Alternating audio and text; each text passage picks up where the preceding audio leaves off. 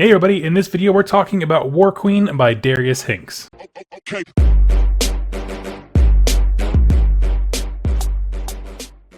As you may have seen from a previous video, we're going to be covering a lot more books on the channel, like not just the lore inside the books, like my normal lore videos, but also just literally doing book reviews, because the stable of authors that Black Library has and the content they're putting out for Age of Sigmar, particularly, of course, this channel, is only getting better, and so I want to take some time and look at the actual books themselves. I thought a great entry point to this is the Novella series, which is, there are 4 of them in total regarding Age of Sigmar, starting off with Warqueen, which is the 7th in the first wave of novellas. So if you're not familiar with it, they released a wave of, I think, 10 novella books, and they kind of split up between the different universes. So 7 through 10 is for Age of Sigmar. How this is going to work is I'm going to give a very, very brief dumbed down summary of the plot of the book, and then spend more time actually reviewing the material than going over it in detail. I want to be able to tell you the story that the book has, but also leave enough out so that you still have an incentive to buy it, because spoiler alert, it's a pretty darn good book. You should go grab it for $5. So without further ado, this is your last chance.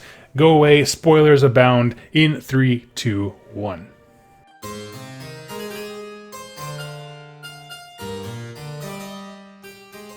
The book Warqueen follows Vedra, who is the War Queen, or War Chief you might say, of a massive Chaos warband.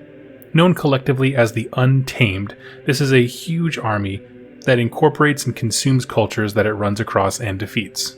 Now, all the aspects of this warband are fully dedicated to the Chaos god Tzeentch. It's made up of thousands of tribesmen from dozens of different clans that Vedra has conquered. Again, they're called the Untamed, and that is really their war cry. As they get themselves rallied for battle, Vedra will yell, "Untamed," and they will all follow suit. Now, the thing about the Untamed is they have cleared out most of the Khorne forces in this particular section of Akshi, Realm of Fire. But one last bastion remains in the lands they seek to own. In the days leading up to the final battle, the Untamed go through a Tzeentchian ritual that happens just about every year. Basically, some change fire comes from the sky, and this really is Tzeentch granting his blessing upon the champion. They've done this many times before, but this time Vedra doesn't get blessed. And this leaves her very perplexed. She consults the court wizard, if you will, a man named Alamus, a Tzeentch sorcerer, for counsel. And Alamus explains the situation, that Tzeentch has pulled his blessings from Vedra and possibly put them on another champion, but if she wants to regain that blessing, she needs to be the one to strike down the Khorne warlord at the fortress they're about to attack. And so they hatch this little plot where Alamus will lead most of the army to the left and Vedra will go to the right, and that will give her the opportunity to go 1-to-1 and strike down the Khorne leader, thereby ensuring she gets the blessing of the Chaos God and none of the other warlords do. Now the battle draws close, and it turns out this Khorne fortress is massive. The gates open, and a flood of knights and blood warriors pours out, and just as planned, as Alamus had manipulated, Vedra goes to one side away from the main battle, and all the other champions go to the other side. It is once inside the fortress that Alamus reveals his hand, that he has tricked Vedra and he has been scheming this entire time, and he abandons her inside the fortress alone to die. Now when I say alone, it's her and her clan. Her family is there with her, and many of them are cut down before ultimately Vedra is knocked unconscious. And at this point, 2 plots develop within the story. There's the scheming warlords of the Untamed, really that plot that Alamus set into motion by betraying his War Queen, and of course, obviously the other plotline being Vedra's survival. Now, to recap the scheming within the Untamed very, very quickly, because it's very brief, we learn that Alamus had planned to depose Vedra for some time. He already picked a new champion, one of the subordinates of hers, and however, he can't name him as a champion until the next of those big rituals, so almost a year away. That is their official time within their culture to name champions and warlords and such. They also claim that Vedra walked into the fort willingly, almost like she was invited in, thereby insinuating that she had betrayed the entire group of the Untamed and joined the Khorne forces. So really, while the story arc in the book bounces back to this plotline every once in a while, really all that's happening is they're just deciding who should be in charge and trying to figure out, did Vedra really betray us or is something else at work? Now we're going to recap the story with Vedra, which of course is the vast bulk of the actual book itself. Her and her family were rushed in by Alamus. He shuts the door behind them, and Vedra is swamped by blood warriors. She watches as several of her family gets cut down. She kills many blood warriors on her own, but is ultimately knocked unconscious. Then she wakes up in a cage, and she has become an unfortunate gladiator in the Khorne Fortress. And they have these elaborate games where they fight all kinds of cool stuff. She fights a Troggoth, so basically a swamp troll, a Deepkin, a Fire Slayer, a Sigmar priest and flagellant, a couple Blood Reavers, more Dark Oath like herself. And over time she realizes that these aren't just games. They would go out, they'd fight, a couple people would die, but the Khorne warlord, overseeing the entire thing, would shut things down before too many people died. And she's trying to understand, why does he keep doing that?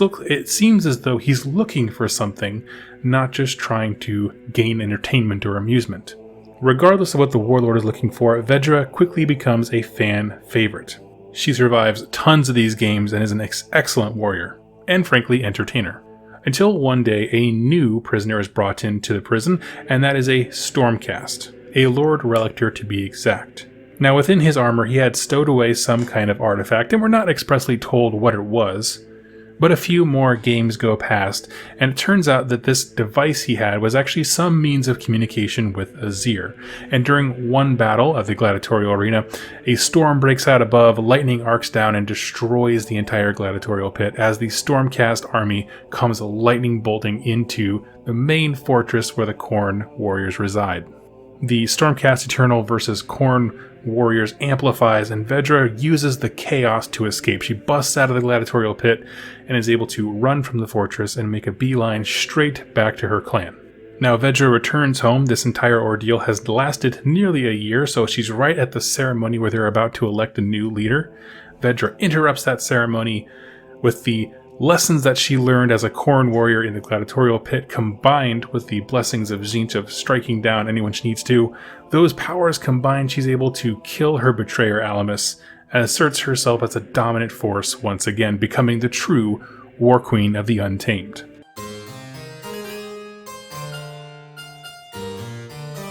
Now, again, I want to stress that this is an extremely slimmed down version of the story arc. There's a lot of things I didn't cover, and things we'll touch upon in this review section because they have a lot more relevance. I just didn't want to get bogged down in the weeds of the story. Fundamentally, this book is, of course, about Vedra, the Warqueen herself, and what we really see is a proud, strong character who has achieved much and has a lot to be proud of, being brought to her lowest position, basically stripping away all the things that make her what she would call a Warqueen, and then having to kind of figure out how to survive on her own. There's some fantastic dialogue between her and the Khorne warlord who runs the fortress, and basically these conversations go along the lines of, he asks her, who do you worship? Who do you serve? What are you seeking?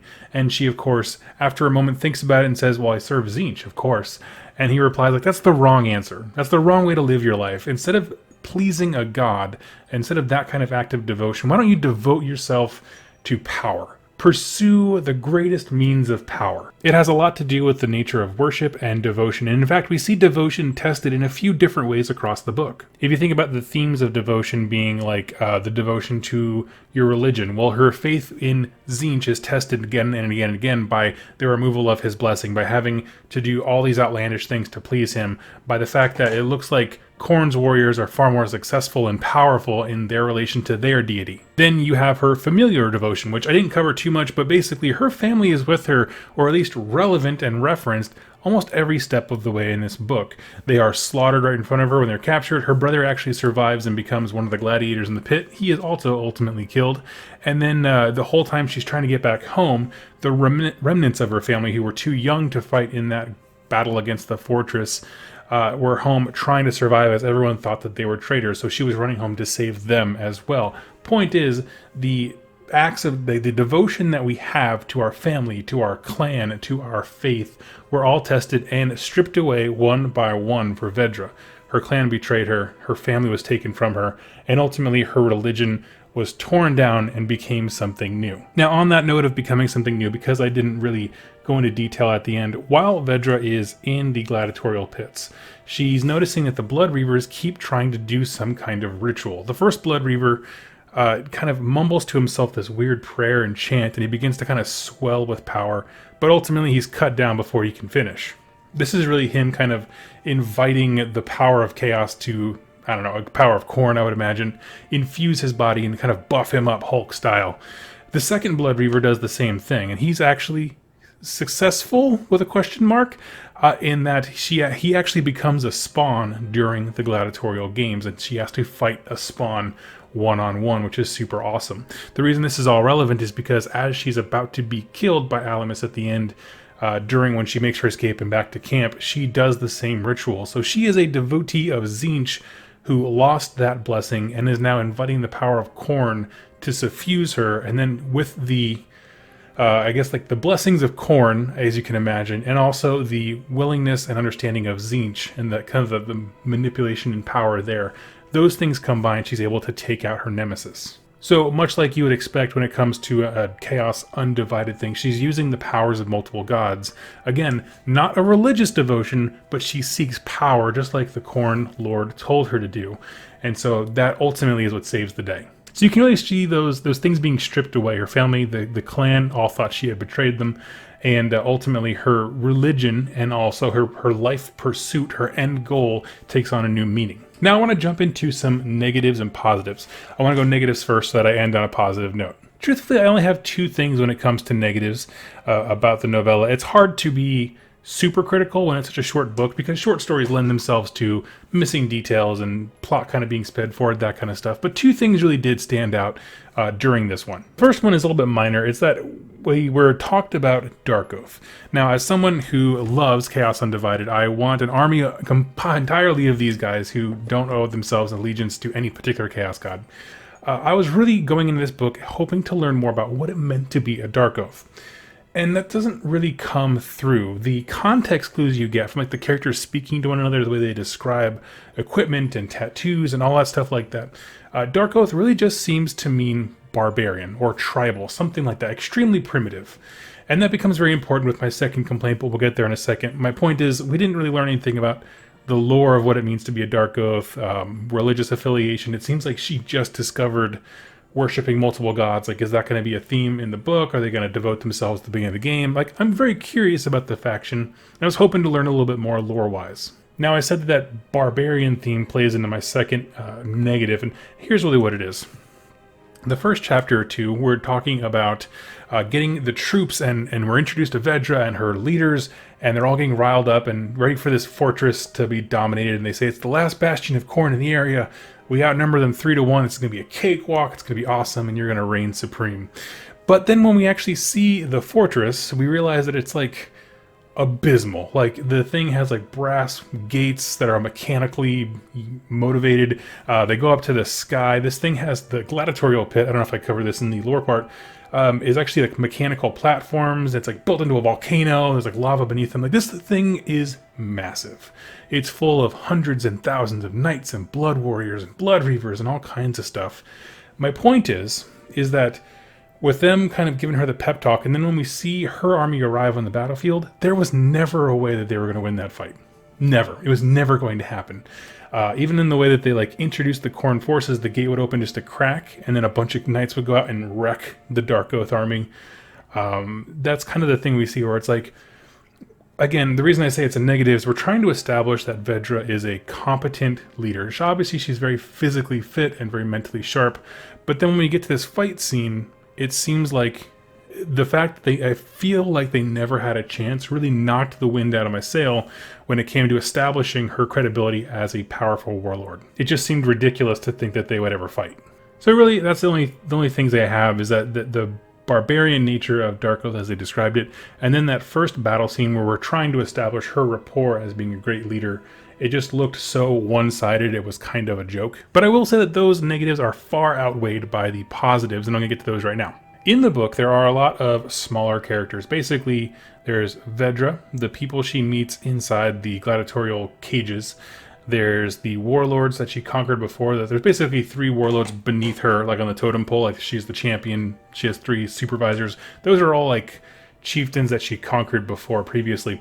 Every one of these characters has a lot of good physical descriptions to make them very notable. One thing we didn't really see a whole lot, at least I didn't feel like I saw enough of when it came to the Disciples of Tzeentch books and the lore that came out with Tzeentch and those armies, there weren't a lot of weird mutations. This book there's some weird stuff in here. One of her warlords wears like this like wooden cage around his head at any given time because he thinks that if he's cut down in battle, the cage will somehow keep his spirit safe. Another dude has his mouth sewn shut, and it's all healed over and scarred over, and then he went and grafted like a crow to his chest, and he actually talks out of the crow. Like it's literally just like sprawled out and grafted upon his chest, almost like a tattoo, but it's like in his skin. And that's pretty nasty. The third of the warlords, he looks pretty normal. Nothing mutations about him, but whenever he kills people, he like rips out their fingernails and then has woven this like weird chainmail-esque thing out of the fingernails of his enemies. So his cape is just made of like people he's murdered, their fingernails. Then there's also cool descriptions about all the people inside the gladiatorial pits. And when I say that, like, they don't tell you their race, right? But they give you little clues, stuff like that, like the Dwarden, who like all of a sudden he's in battle, he starts to glow a little bit. Well, we know that's the Fire Slayer. Those are the runes built into his skin that when he's in combat, they glow white hot. Just very characterful things like that. So even though it's a very short book, there's very few characters that matter in terms of like moving the plot forward. Really, it's just Vedra and Alamus, for the most part, maybe the Corn Lord.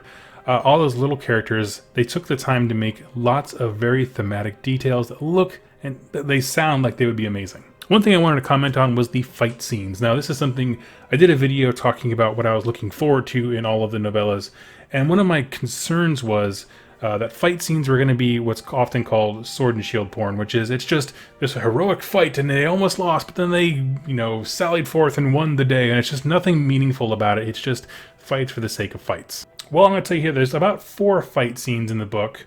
One of them is the big battle at the fort, the Bastion, the initial one, which I'm going to be honest with you, that one, like I said, once you saw the, I don't know, the magnitude of how much better the Khorne army was than the Dark Oath, it kind of took the wind out of the sail, and that one wasn't really that great.